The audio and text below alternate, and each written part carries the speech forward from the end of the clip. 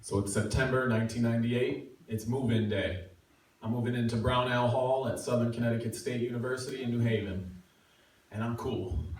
Totally unlike last year when I lived in the freshman dorms, nerdy Neff. It was an all-male floor, and I lived in a 12 by 12 jail cell, and all I had was a hot pot and a shelf full of ramen noodles, and a TV VCR combo, which was broken, and the VCR tape wouldn't eject, and so I had to watch Dumb and Dumber over again. But this year is sophomore year, and we have a living room. We have a common living area. We have our own bathroom. I don't have to worry about sharing a bathroom with 100 dudes, only 3 dudes. And my roommates are Johnny Blaze, Joaquin the Dream, and White Rich. And we're putting our things away, and I can hear, next door I hear, Aruba, Jamaica, ooh, I wanna take her.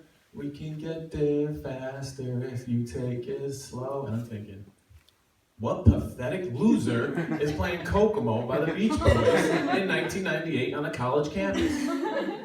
I need to know. So I stop what I'm doing. I go over, I knock on the door, I bust in. I'm like, Kokomo? Anybody? Beach Boys? What's going on? Who's playing the Kokomo?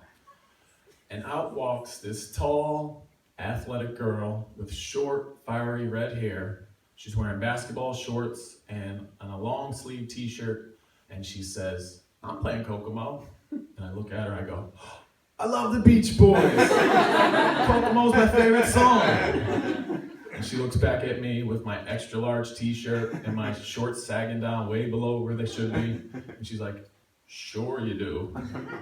But then we introduce ourselves. I say, hi, I'm Eric. She says, hi, I'm Nicole. And as we're talking, I look around and I see her bed is on the back wall of her bedroom, right where my bed is on the other side of the wall. So they're parallel to each other, separated by this thin concrete wall. And, I leave, and then I would see her around campus. She was a jock. She hung out with the athletes. She was seen at the dining hall with the point guard of the basketball team. She was at parties with the quarterback. And I hung out with the hoodlums, the guys that got in trouble. But when I see her, I go, that's the girl. That's the girl I have to get.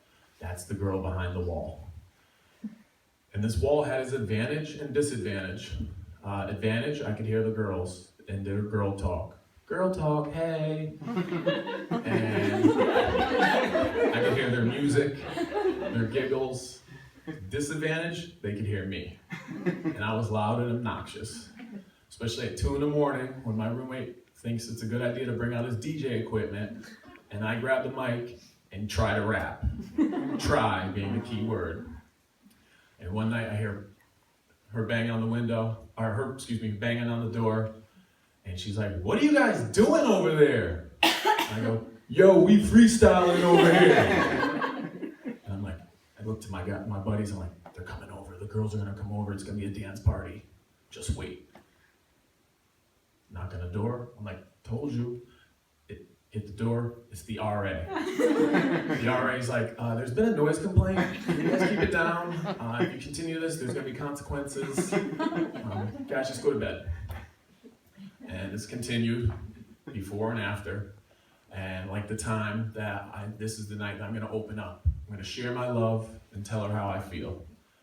And I get this idea at Toad's place during quarter night, and I get the courage through liquid courage with every quarter drink. And I get back. It's romantic. I get to the window. I get to the door. The wall. And I bang on it. I go, I like you. Why don't you like me? Again, I wait for a response. I hear nothing. I hear a knock.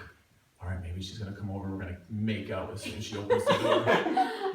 It's the RA again. He's like, Feeney, leave the girls alone. Just go to sleep, cut it out. All right, so those 2 strategies didn't work. So I thought of another one. My dad comes to visit. And I'm thinking, all right, I'll introduce her to my dad. She'll think I'm a family man. This guy's good, he's not all crazy, but my dad has no filter, so I bring him over, and I knock on the door, and I'm like, yeah. As soon as she opens the door, and before I can even introduce, he blurts out, "So you're the girl my son's gonna marry?" I go, she looks at both of us and goes, "No, but it was very nice to meet you," and she politely closes the door. So we had a semester of failed attempts, and it's now the next semester, and wrestling is huge.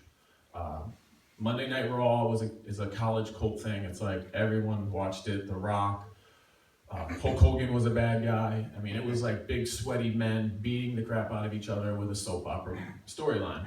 And every Monday, my friends would come over and we'd drink 40 ounces of beer and watch wrestling and yell at the TV.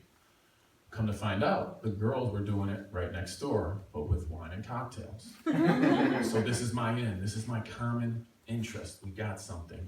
And wrestling is coming to the New Haven Coliseum.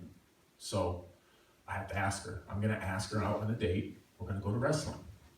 We all go home for the weekend, and I call her house. I'm like, "Hello, Mr. Dowling, this is Eric. Is Nicole there?" He's like, "Hold on a second. Nicole, Derek's on the phone." I'm like, "Oh." So I get all flustered. I didn't ask her. We talk for a little bit, hang up. So then I wait like an hour, and I call back. This time her sister answers. "Hey, Kristen, it's Eric. Is your sister here? Your sister there?" She goes, "Hold on. Nicole, Ghetto's on the phone." I'm like, "Oh, great, another nickname." But I worked up the nerve. I asked her. She says yes. So I'm like, all right, it's gonna happen. Wrestling. The day comes, and I have this huge plan. We go to happy hour. We go to Val's Cafe. We drink $3 pitchers and we eat 10-cent wings. So we're feeling nice. And then I want to show off. I'm not going to park at the New Haven Coliseum and spend the $25. I'm going to give her VIP parking because I worked at the Church Street South projects, which are the projects across from the train station. I worked for LEAP, and I was a senior counselor. I worked with 10-year-olds, and I had a parking pass, so I could park in the projects. And it was a tough neighborhood. It was also, the nickname was the jungle. So I bring her to the parking. She's not impressed. The walk was a little longer to the wrestling. We had to walk by the police station. We had to walk under the train tracks. We get to wrestling. I had a blast. I'm standing on the chair, yelling, and she's just sitting, watching. We get out of wrestling, and on the walk back, she's kind of holding me close, holding me tight. I'm like, she likes me. I think she likes me. And then I feel her like shaking. I'm like, man, she's freezing. Or she's scared for her life. Or both. But anyway, I take advantage. I'm like, this is my chance. I have to lean in. I have to make the move. I have to find out. So when we get back to the car, the mood is set by the ambiance is set by the lights of the bodega on my car. I see her. I go to lean in, and there's like a stranger walks by. I'm like, oh, I'm gonna make sure I don't get shot, stabbed, or stolen. He passes. I'm good. All right. So now I make my move. I lean in. I kiss her. She kisses me back. It's amazing. It was everything I wanted it to be. And if someone asks, they may say that Nicole had a little too much to drink, let down her guard, Jeannie snuck in there, latched on and didn't let go. Some may say it's like the Waterbury version of the movie The Notebook. But if you ask me and you see our family and our twin girls and all the accomplishments and challenges we faced in the past 20 years, I wouldn't change anything for the world. She's no doubt single-handedly the best thing that ever happened to me. Thank you.